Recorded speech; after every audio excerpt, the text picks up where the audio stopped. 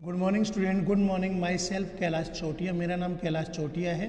जैसा कि बच्चों आप मेरे से परिचित हैं और जो हमारा रघुनाथ स्कूल जो रतनगढ़ का सबसे बेस्ट स्कूल है, सबसे अच्छा स्कूल है, सबसे फेमस स्कूल है, उसकी ओर से आपको घर बैठे ऑनलाइन क्लासेज उपलब्ध करवाई जा रही है। उन ऑनलाइन क्लासेज में मैं कक्षा 11 में आपको पॉलिटिकल साइंस या राजनीति विज्ञान है वो पढ़ा रहा हूँ। जैसा कि बच्चों आपको पता है, हमारा अध्याय नंबर 9 संविधान एक जीवंत दस्तावेज, ये अध्याय चल रहा है। अभी तक हमने इस अध्याय में महत्वपूर्ण संविधान संशोधनों, संविधान संशोधन की प्रक्रिया के बारे में पढ़ा है, जिसमें अनुच्छेद 368 में वर्णित प्रक्रिया, जिसमें अनुच्छेद 368 में जो वर्णित प्रक्रिया है उसमें उसके अनुसार 3 प्रकार से संशोधन हो सकता है: साधारण बहुमत से, विशेष बहुमत से और विशेष बहुमत के साथ साथ आधे राज्यों के विधान मंडलों की स्वीकृति द्वारा।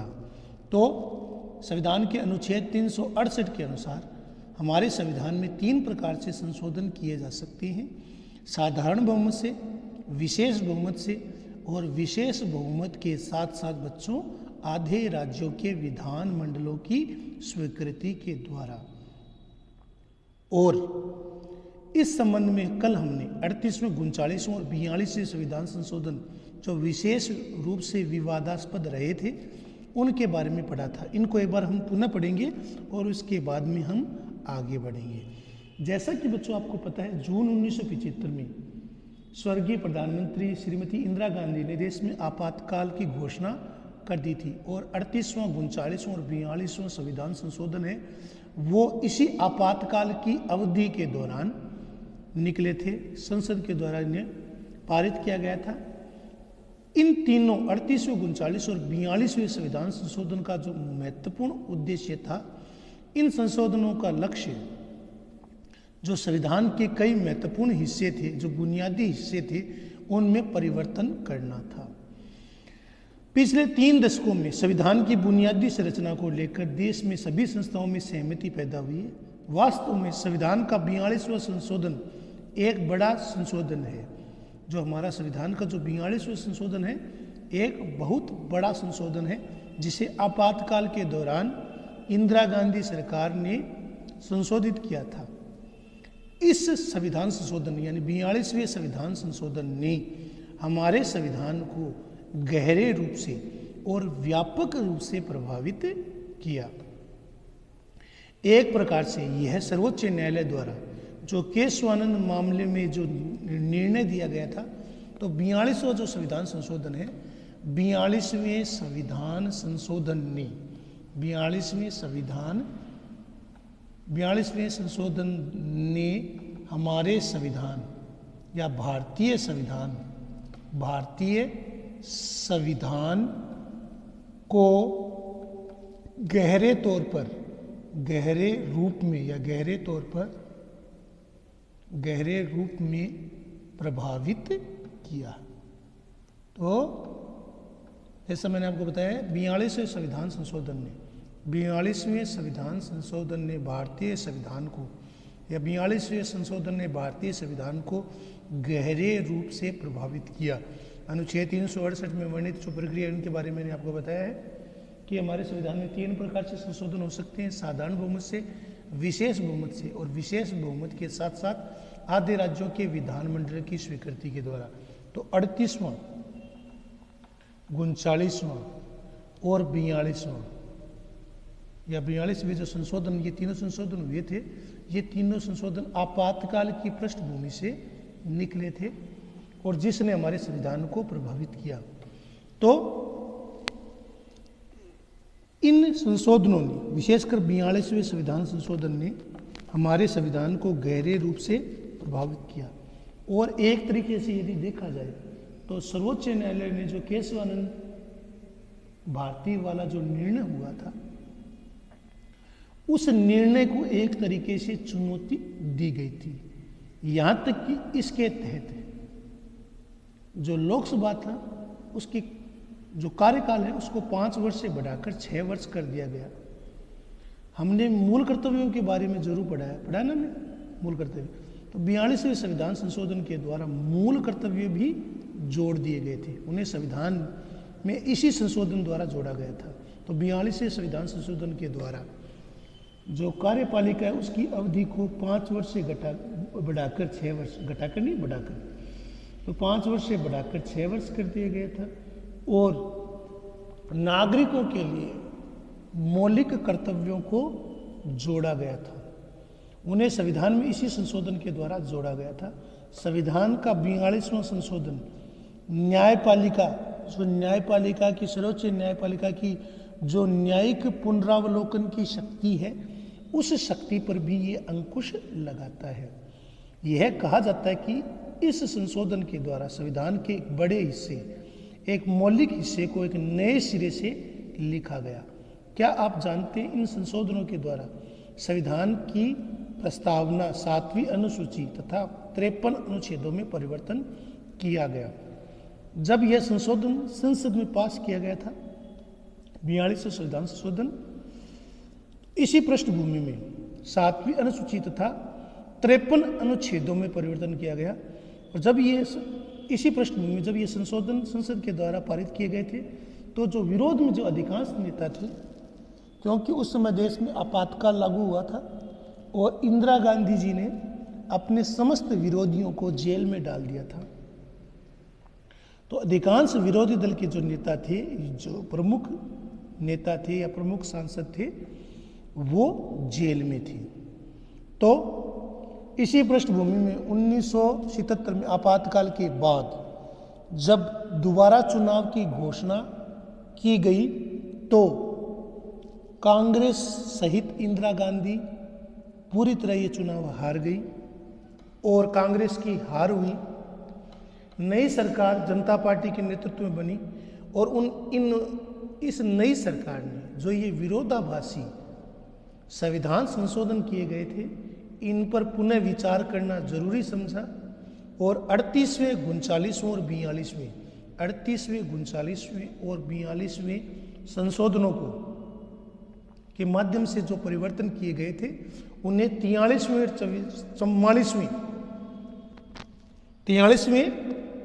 44वें संविधान संशोधन द्वारा निरस्त किया गया था। इन संशोधनों के माध्यम से संवैधानिक संतुलन को पुनः लागू किया गया था। तो शिक्षा के अधिकार, इसके बारे में मैंने आपको कल बताया था, RTE, राइट टू एजुकेशन, और वस्तु एवं सेवा कर, जिसे हम GST कहते हैं, इससे संबंधित संशोधनों के बारे में देखिए और आप इनके महत्व के बारे में क्या सोचते हैं। संविधान की मूल संरचना और उसका विकास, जो संविधान की मूल संरचना है उसका विकास, जैसा कि बच्चों आपको पता है, जब हम भारतीय संविधान के विकास को जिस बात ने बहुत दूर तक प्रभावित किया, वह संविधान की मूल संरचना का सिद्धांत है।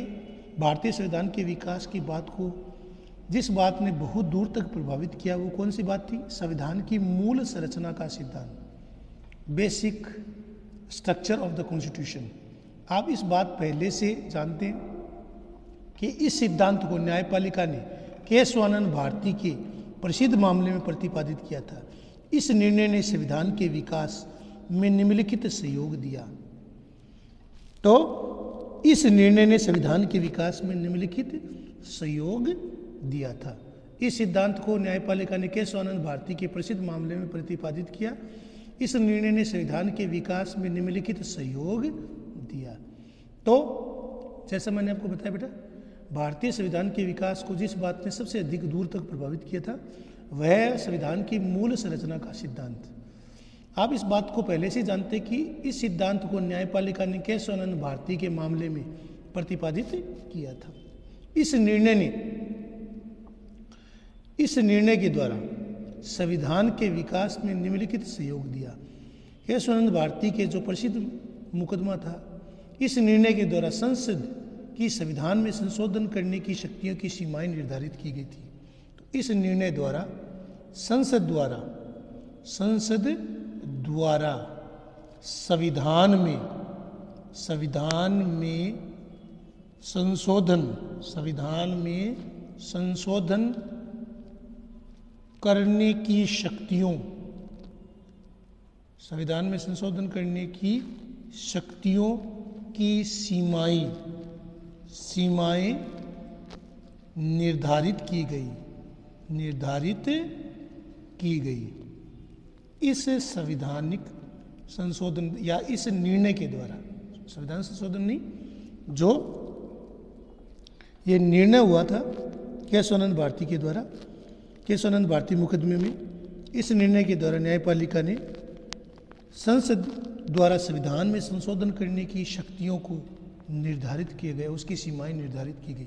संसद द्वारा संविधान में संशोधन करने की शक्तियों की सीमाएं निर्धारित की गई।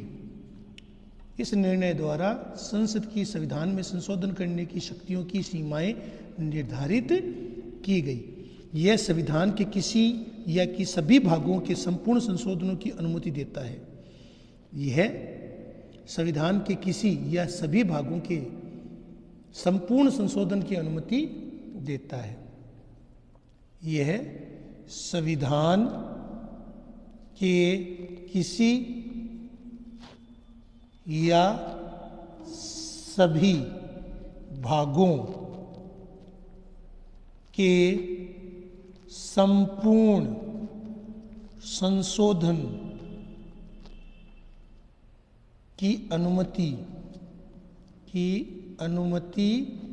देता है। तो यह संविधान में किसी तरीके से बदलाव, किसी या सभी भागों में संपूर्ण संशोधन की अनुमति देता है। तो यह संविधान के किसी भाग में या उसके संपूर्ण भाग में संशोधन की अनुमति देता है। संविधान की मूल संरचना, उसका जो मूल बुनियादी ढांचा है, उसका उल्लंघन करने वाले, यदि उल्लंघन करने के लिए जो संशोधन के बारे में न्यायपालिका का जो फैसला है वह अंतिम होगा। केशवानंद भारती मामले में यह बात स्पष्ट हो गई थी। तो केशवानंद भारती मामले में यह बात स्पष्ट हो गई थी, यदि संविधान की मूल संरचना या उसके जो मूल बुनियादी ढांचा है उसमें संशोधन के बारे में न्यायपालिका का फैसला है वो अंतिम होगा। न्यायपालिका है वो अंतिम रूप से निर्णय करेगी, और जो भी संविधान संशोधन जो संविधान की मूल आत्मा, संविधान के मूल ढांचे के विरुद्ध होगा, न्यायपालिका उसे निरस्त कर सकती है। तो सर्वोच्च न्यायालय ने केशवानंद भारती के मामले में जो 1973 में निर्णय दिया गया था वो बहुत महत्वपूर्ण रहा। बाद के 4 दशकों में संविधान की सभी व्याख्याएं इसी को ध्यान में रखकर की गई थी। तो केशवानंद भारती मामले में जो निर्णय दिया गया था, बाद के 4 दशकों में संविधान की जितने भी बेटा व्याख्या हुई थी उसको ध्यान में रखकर इन व्याख्याओं को संपादित किया गया था। तो संरचना का सिद्धांत स्वयं में ही एक जीवंत संविधान का उदाहरण है।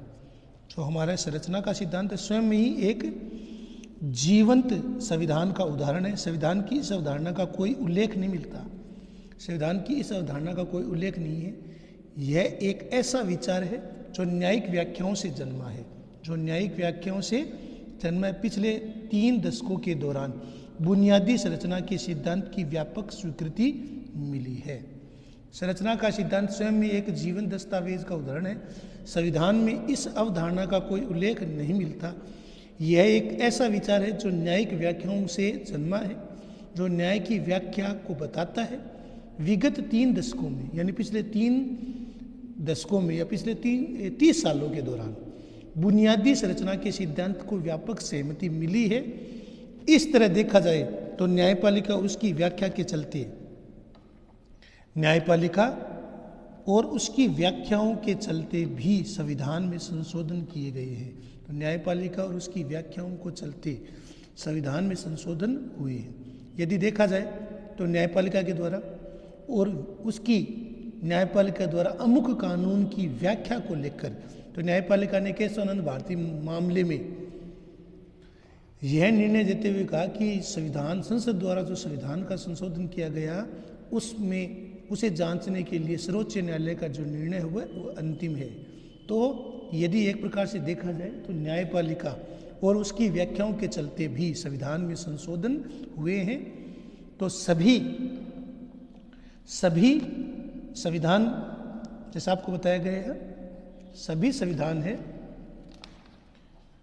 बहस तर्क वितर्क, सभी संविधान है जो जीवित संविधान है दुनिया में, वो सभी संविधान में उनमें बहस की, तर्क वितर्क की, प्रतिस्पर्धा और व्यवहारिक राजनीति की प्रक्रिया से गुजर कर ही विकसित होते हैं। बिल्कुल हुए। 1973 के बाद न्यायपालिका ने ऐसे मामले में बुनियादी संरचना के तत्वों को निर्धारित करने का प्रयास किया है। तो 1973 में केशवानंद भारती मुकदमे और बाद में न्यायपालिका ने अपने निर्णयों के द्वारा संविधान के जो मूल इंफ्रास्ट्रक्चर, मूल ढांचा है, उसको ध्यान में रखते हुए निर्णय दिए। एक अर्थ में बुनियादी संरचना के सिद्धांत से, एक तरीके से जो संविधान का जो बुनियादी ढांचा है, बेसिक इंफ्रास्ट्रक्चर है, उस सिद्धांत से संविधान की कठोरता और लचीलेपन को संतुलित और मजबूत किया है। संविधान के कुछ हिस्सों को संशोधन के दायरे से बाहर रखना गया है और कुछ हिस्सों में संशोधन प्रक्रिया के अंतर्गत लाने से कठोरता और लचीलेपन का अद्भुत मिश्रण हुआ है। तो संविधान के कुछ हिस्सों में संशोधन के दायरे से बाहर रखा गया है, जिसे हम कठोरता उसमें लाई गई है। इसके कुछ हिस्सों में संशोधन प्रक्रिया के अंतर्गत लाने से कठोरता और लचीलेपन का, जबकि कुछ हिस्सों को संशोधन की प्रक्रिया में लाया गया है और कुछ हिस्सों को संविधान के जो मूल ढांचे हैं उसमें कुछ हिस्सों में संशोधन के लिए कठोर प्रक्रिया और कुछ में संशोधन के लिए लचीली प्रक्रिया को अपनाया गया है। तो जैसा मैंने आपको बेटा बताया कि हमारा संविधान कठोर भी है और लचीला है। हमारा संविधान इतना कठोर नहीं है कि उसमें परिवर्तन की, समय काल परिस्थितियों को देखते हुए उसमें परिवर्तन की बिल्कुल गुंजाइश नहीं है, और इतना लचीला भी नहीं है कि सरकार उसे इच्छानुसार तोड़ मरोड़ सके। तो आखिर फैसला न्यायपालिका के हाथ में होता है। क्या इसे भी न्यायिक सक्रियता कहा जा सकता है? न्यायिक सक्रियता एक अलग प्रक्रिया है जिसके बारे में हम उसको हम अलग अर्थ में देखेंगे। इसी प्रक्रिया से जुड़े हुए नहीं है, उस न्यायिक सक्रियता वो अलग है। संविधान की समीक्षा 90 दशक के अंतिम वर्षों में न्यायिक सक्रियता के अंतर्गत तो क्या होता है बेटा, न्यायपालिका स्वयं पहल करके किसी मुकदमे या जो पहल करके समाचार पत्र में ब्रेकिंग न्यूज़ के आधार पर न्यायपालिका स्वयं किसी मामले को अपने संज्ञान में लेती है, उसे हम न्यायिक सक्रियता कहते हैं। तो केशवानंद भारती मुकदमा है, वो अपने आप में एक नज़ीर माना जाता है, जिसके तहत संसद द्वारा संविधान में संशोधन की प्रक्रिया को उसको जांचने का अधिकार है, वो सर्वोच्च न्यायालय को के पास रखा गया है। तो सर्वोच्च न्यायालय है वो संविधान संशोधन को देख सकती है और बता सकती है कि इसमें संविधान के मूल ढांचे का उल्लंघन हुआ है या नहीं। तो 90 दशक के अंतिम वर्षों में समुचे संविधान की समीक्षा करने का विचार है। सन 2000 में भारत सरकार ने उच्चतम न्यायालय के सेवानिवृत्त न्यायाधीश, तो सन 2000 में भारत सरकार ने उच्चतम न्यायालय के जो रिटायर मुख्य न्यायाधीश थे श्री वेंकट चलैया की अध्यक्षता में आयोग नियुक्त किया था। इसका उद्देश्य संविधान के कामकाज की समीक्षा करना था। वेंकट चलैया की अध्यक्षता में एक आयोग नियुक्त किया गया। इस आयोग का उद्देश्य संविधान के कामकाज की समीक्षा करना था, संविधान में जांचना था। विपक्षी दल और अन्य संगठनों ने इस आयोग का बहिष्कार किया था। विपक्षी दल, जो प्रमुख विपक्षी दल थे उस समय, और अन्य संगठनों ने इस आयोग का बहिष्कार किया। आयोग को लेकर उठा राजनीतिक विवाद अपनी जगह है, लेकिन गौर करने की बात यह है कि आयोग ने बुनियादी संरचना में विश्वास जताया। इस आयोग ने भी, जो श्री वेंकट चलैया के नेतृत्व में अध्यक्षता में जो आयोग बना था, उसने भी संविधान की मूल संरचना, मूल ढांचे को आधार माना और उसमें अपना विश्वास, अपनी कटिबद्धता व्यक्त की। वेंकट चलैया की अध्यक्षता वाला जो आयोग था, उसने संविधान के मूल ढांचे को सर्वोपरि माना और संविधान के मूल ढांचे में बदलाव को किसी तरीके से स्वीकार नहीं किया, ऐसे किसी कदम की सिफारिश नहीं की। और इस आयोग ने ऐसे कोई भी कदम की सिफारिश नहीं की जिससे संविधान के मूल ढांचे, बुनियादी ढांचे, मूल स्ट्रक्चर, मूल बिंदुओं पर किसी प्रकार से चोट पहुंचती हो। इससे हम इस बात का पता लगा सकते हैं कि हमारे संविधान में बुनियादी संरचना के सिद्धांत को कितना महत्व दिया गया है। तो हमारे संविधान में बुनियादी संरचना है, उसको कितना महत्व दिया गया है। तो मैंने आज आपको साधारण बहुमत, संविधान संशोधन, अनुच्छेद 368 राज्यों के विधानमंडल की स्वीकृति, 42वें संविधान संशोधन जिसने भारतीय संविधान को गहरे रूप से प्रभावित किया, 38वें, 39वें और 42वें। इसके अतिरिक्त मैंने आपको संसद द्वारा संविधान में संशोधन करने की शक्तियों की सीमाएं निर्धारित की गई। यह संविधान में किसी या सभी भागों में संपूर्ण संशोधन की अनुमति देता है। इनके बारे में आपको मैंने बताया है। इसके अलावा संविधान की समीक्षा के बारे में हमने पढ़ा है। तो इसको लिखना है, याद करना बेटा, ये आपका होमवर्क है। धन्यवाद।